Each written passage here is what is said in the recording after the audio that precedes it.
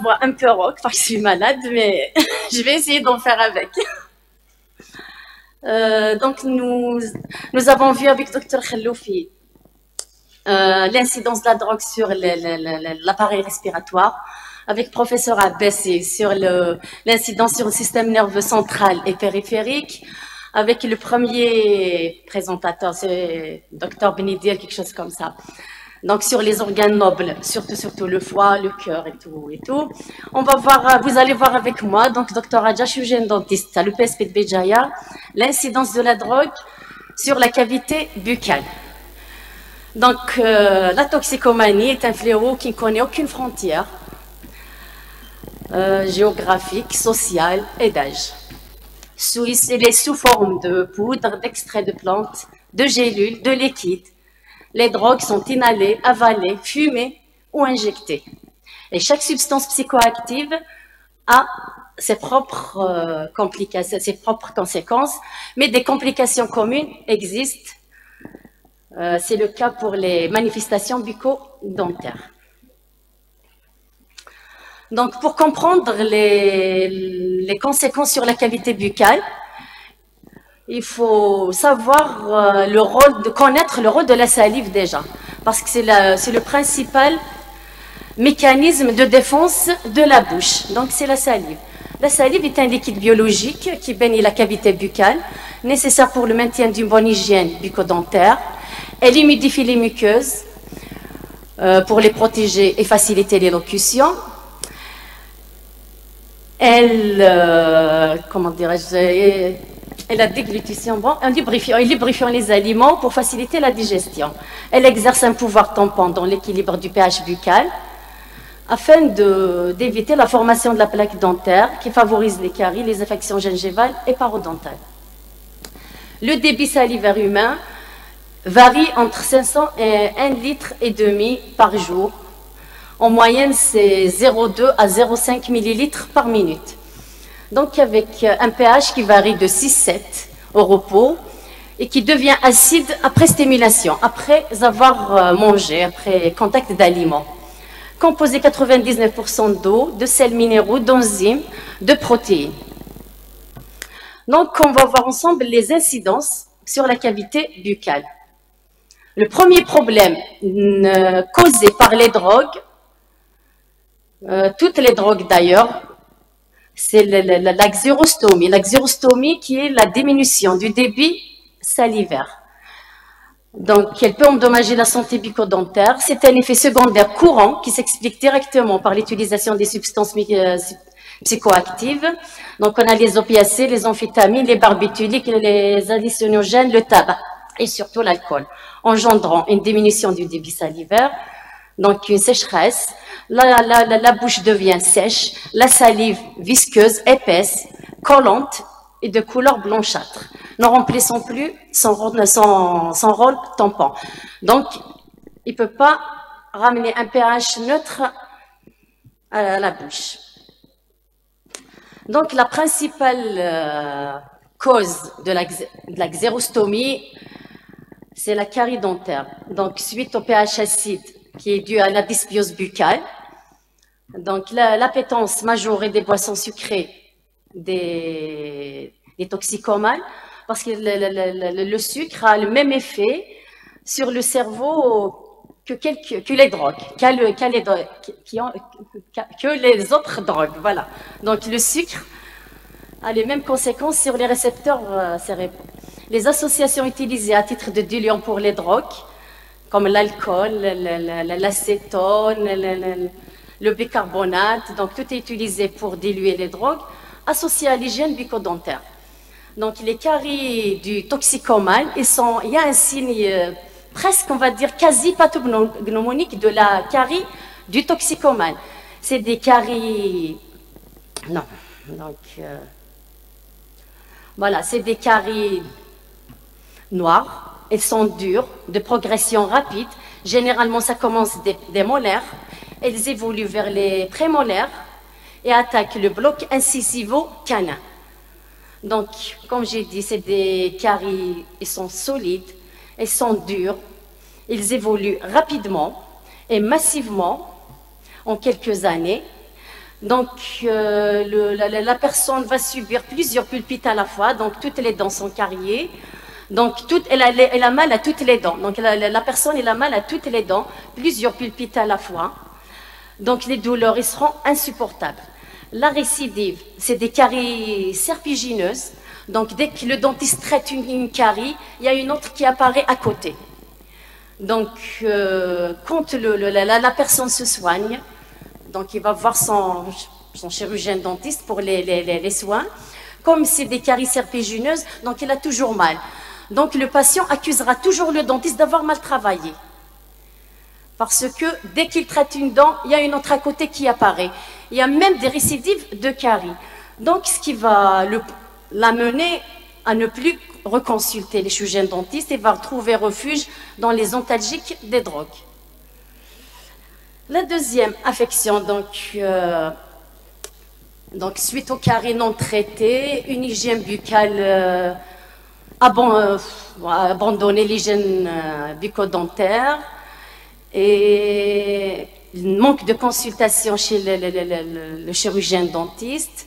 Tout ça, on va voir donc apparition de... non, donc c'est les parodontites. Donc on va faire ça, les gingivites toujours. Donc, il y a l'absence de consultation auprès d'un dentiste. Donc, on va voir une dégradation progressive de l'état général. C'est une dégradation dentaire, mais qui évolue vers une dégradation des parties molles. Donc, des parties dures aux parties molles. Donc, on va voir des gencives enflées, épaisses, rouges, qui décollent, entraînant des saignements au toucher, au brossage. Donc, ces gingivites non traitées, l'inflammation devient un foyer infectieux et évolue vers une parodontite.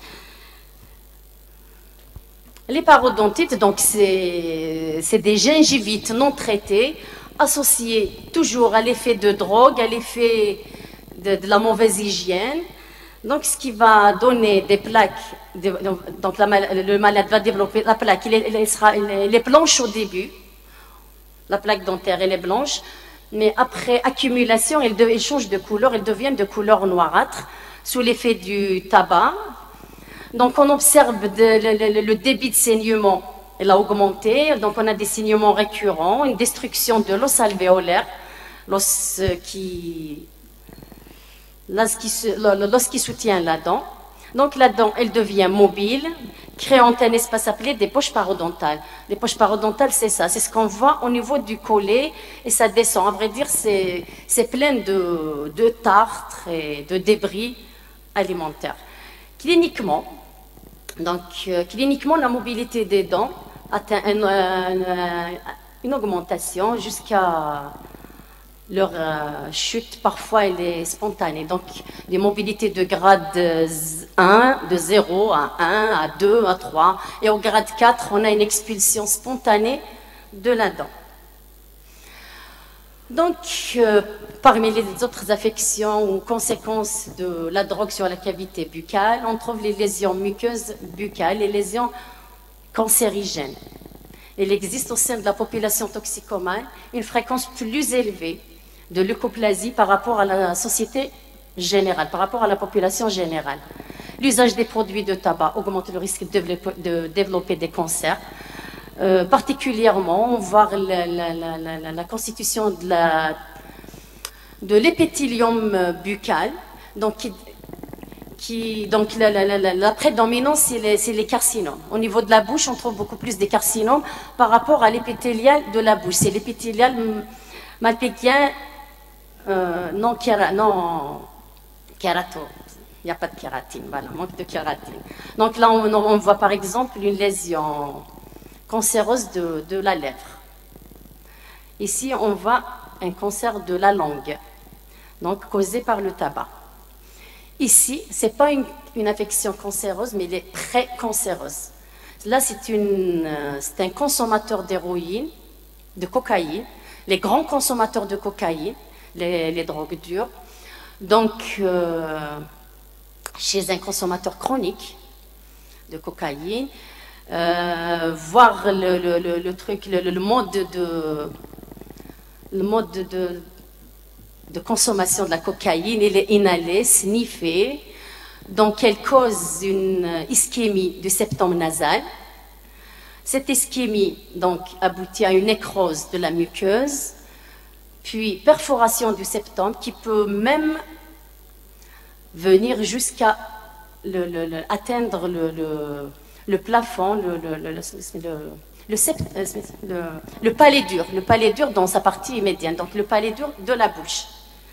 Donc, c'est une lésion précancéreuse. On n'a pas encore évolué, mais de fortes chances, je vais dire forte risque d'arriver à une tumeur. Donc, on va voir les mycoses buccales, les altérations du goût. Donc, toujours par rapport suite aux gingivites, aux parodontites. Donc, on va voir apparition de muqueuses buccales. Donc, suite à la rupture de l'équilibre de la forme buccale, due à l'hypocyalie. Donc, avec le manque de salive, la prise de drogue associée à la mauvaise hygiène bucco-dentaire, on observe des dépôts blanchâtres sur la muqueuse buccale qui est gonflée, rouge, inflammation de la langue, des douleurs, des fois au niveau de la langue et de la bouche, dues à des champignons d'espèce Candida, la famille des albicans. Le milieu, ici par exemple, c'est une simple mycose, donc de la langue. Le germe responsable, c'est les Candida albicans. Mais ici, on voit un muguet hyperplasique. Ici aussi, c'est une pseudotumeur. Elle s'observe toujours chez les toxicomanes. Ici, les plaques, ils adhèrent et difficilement détachables. Donc, c'est des lésions précancéreuses. Donc, avec les candidoses, l'accumulation de plaques dentaires, manque d'hygiène,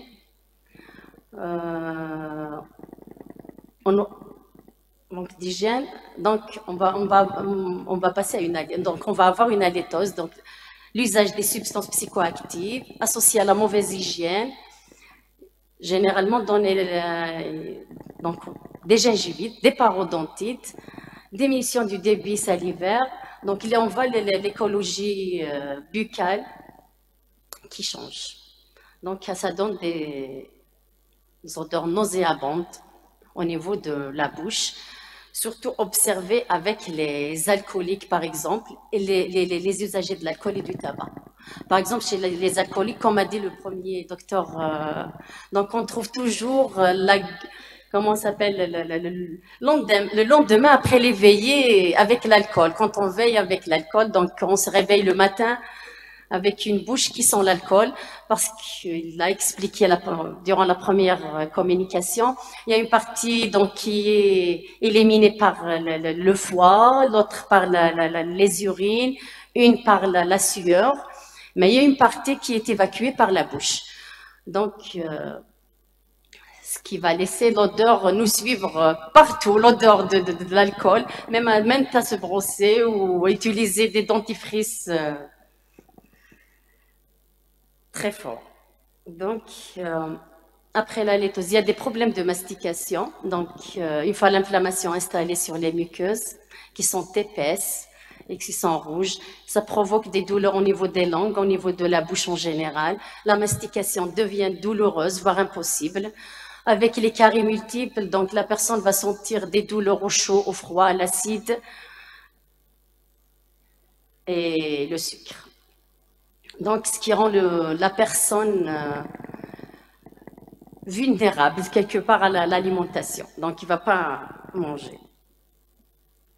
On a les troubles, le troisième problème, c'est les traumatismes. La prise de drogue, d'alcool, et surtout d'alcool. On voit donc des comportements anormaux, donc des affrontements physiques entre usagers surtout de l'alcool, des prises de risques physiques ou encore des chutes. Donc, il n'est pas rare de rencontrer chez ces personnes des caries, des fractures. Oh là là. Donc, on a des fractures soit dentaires, c'est des simples fractures dentaires. Des fois, on a même des fractures au niveau de l'os. C'est le cas sur la photo. Donc là, on voit une fracture de la mâchoire, de la mandibule. Donc, on va voir aussi des dents expulsées. Les dents représentent un excellent baromètre de l'état de santé général. Donc, déjà, une personne qui a toutes ses dents en bon état, c'est déjà un signe de bonne santé. Donc, il peut manger, il peut s'insérer facilement dans la société, parce qu'avec une bouche pleine de caries ou des dents manquantes, il y a un sentiment quand même d'exclusion sociale. C'est un sentiment d'exclusion sociale, il manque d'esthétique.